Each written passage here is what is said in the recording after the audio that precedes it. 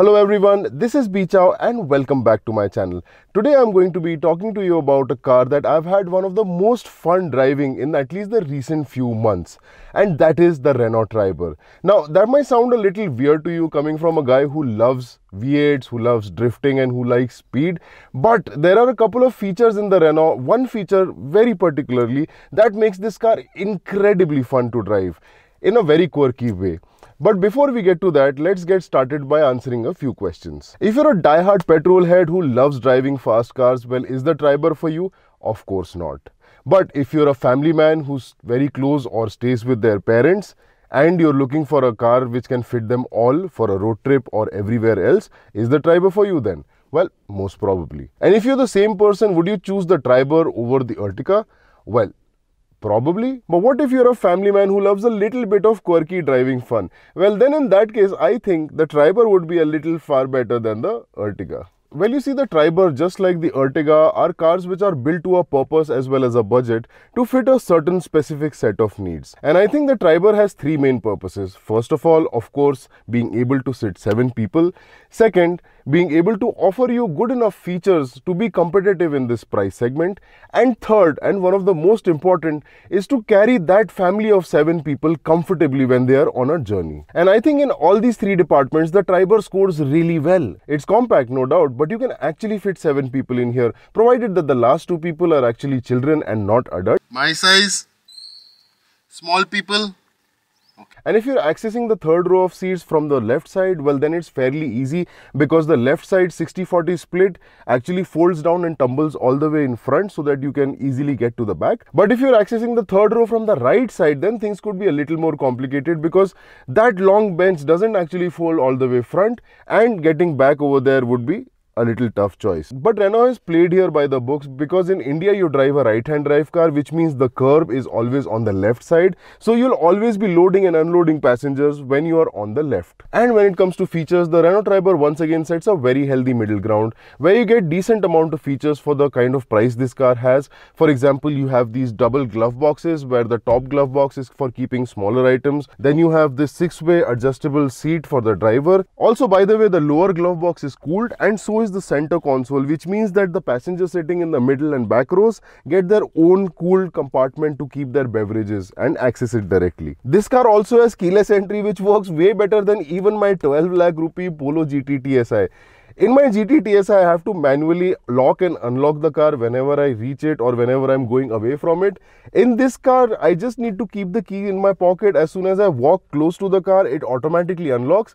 And it is so smart that it understands when I'm going a little far away from the car, it locks all by itself. And it gives an audible beep so that I'm sure that the car is locked for a car this price. On the outside, you also get projector headlights, and in here you have this large touchscreen which gives you access to Android Auto as well as Apple CarPlay. And it also has a dedicated voice command button which you can press to access Siri or Google Assistant. And when it comes to build quality, everything in here sort of feels like it's been made to fit a price.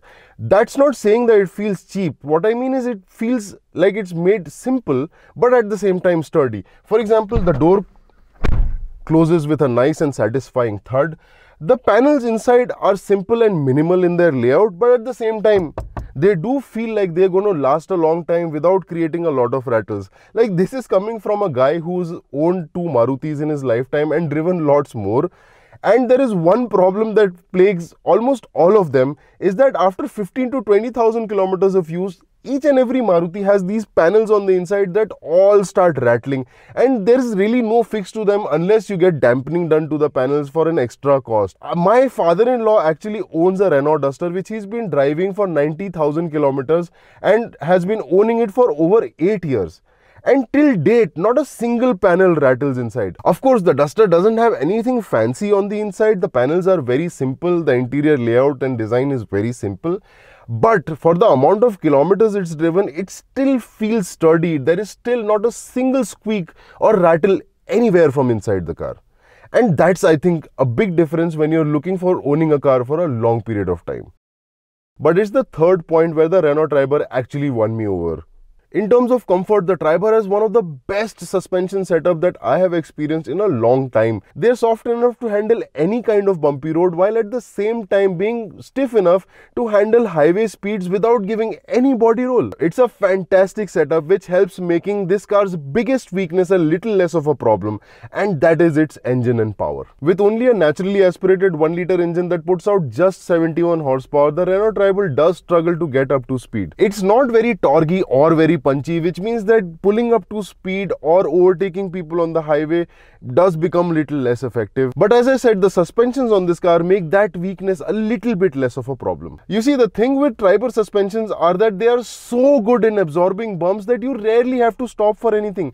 While other people around you will be slowing down for things like potholes, you can just literally keep going flat out without stopping at all and just go over everything and not feel a single thing. And due to this, you actually average out much faster than other users who are sharing the road with you. If you're sneaky enough to understand what the suspensions can do, then you can actually have some insane fun in the Triber. And it's so easy to get around traffic in this car because of its light steering, which is, although not very precise, but because of its light steering, maneuvering in and out of traffic is so easy. Like yesterday when I was coming back to Pune, I was overtaking Mercedes and Audis all day long. And I was not doing any illegal speed. I was still maintaining legal highway speeds. I was not overspeeding anywhere.